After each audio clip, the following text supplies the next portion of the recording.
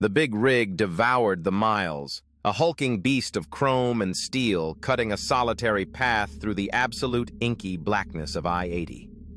We were deep in the desolate heart of Wyoming, between Laramie and Rawlins. It was the dead of night, unforgiving, a realm of biting cold and vast emptiness. A wicked, relentless crosswind howled, whipping up fine snow that danced erratically in my powerful headlights, transforming the world into a swirling, claustrophobic tunnel of white. The profound silence in the cab, broken only by the deep, rhythmic groan of the engine and the occasional crackle from the static-ridden CB, felt like a tangible, oppressive presence. It pressed in, amplifying the crushing isolation of the high desert. Every mile was a white-knuckle drive, a tense, solitary ballet with the raw, untamed elements, a battle of will against the night. But tonight, an unsettling prickle of cold foreboding rode shotgun, a premonition I couldn't quite shake. Then, a flicker, barely a ghost in the blinding snowstorm tucked into the deep ditch. A small, dark sedan, half buried in drifts, its rear end canted at an unnatural, broken angle, taillights smashed. No other vehicle in sight for what felt like an eternity, no sign of life. My gut clenched instantly with cold dread. You see enough on these lonely roads to know when something's truly amiss, and this particular scene reeked of trouble, chillingly so. My first instinct, the seasoned Trucker'S, screamed to keep rolling. Head down, stay out of it, don't look back.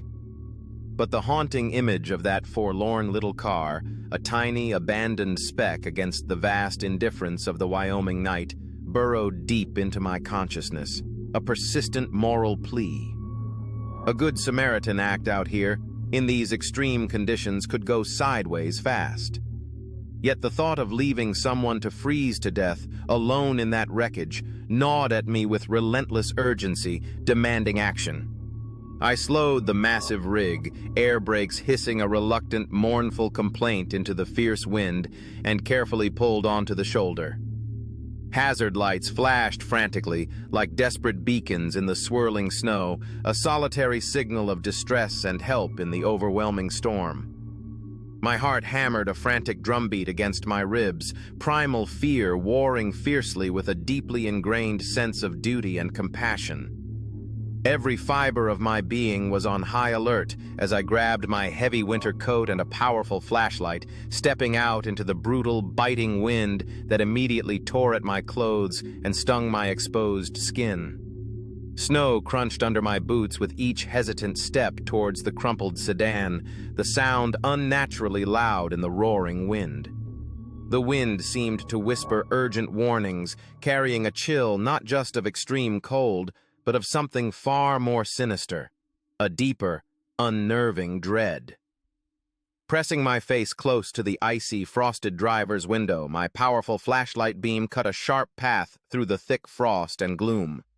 Inside, huddled against the steering wheel, was a young woman, face pale as death, eyes wide with terror that went far beyond mere shock or cold. Beside her, a small child, bundled inadequately in a thin blanket, whimpered softly, a heartbreaking, fragile sound. As the light found them, the woman pointed a trembling finger to the back seat, lips moving frantically, but no sound escaping her cold, clenched jaw. There, slumped lifelessly against the shattered passenger door, was another figure, utterly still, ominously quiet. This wasn't just a breakdown. It was a tableau of profound disaster. A scene frozen in ice and fear, with a chilling, unanswered question mark hanging heavy in the frigid air, palpable and terrifying. I wasted no time, yanking open the frozen passenger door with a grunt of effort, battling the ice. The cold inside the car was bone deep, an unbearable chill, testament to how long they'd been stranded. I quickly ushered the mother and shivering child into the warmth of my cab, their relief immediate. The woman finally able to stammer, her voice choked with raw emotion and fear. He just stopped. I don't know who. Who was driving? Her words trailed off into incoherent sobs, her body shaking uncontrollably. I immediately radioed for emergency help, giving our exact coordinates with a steady voice, despite the tremor in my hands. The mother and child would live, fragile and traumatized as they were, a small victory against the vast wilderness. But the third figure, the silent passenger, and the woman's fractured, terrifying tale became a haunting echo.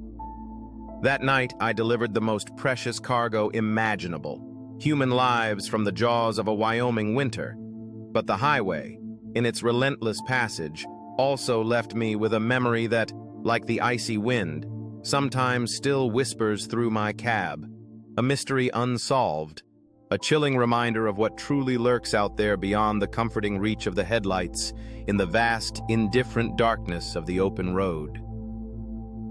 Total character count, 2362.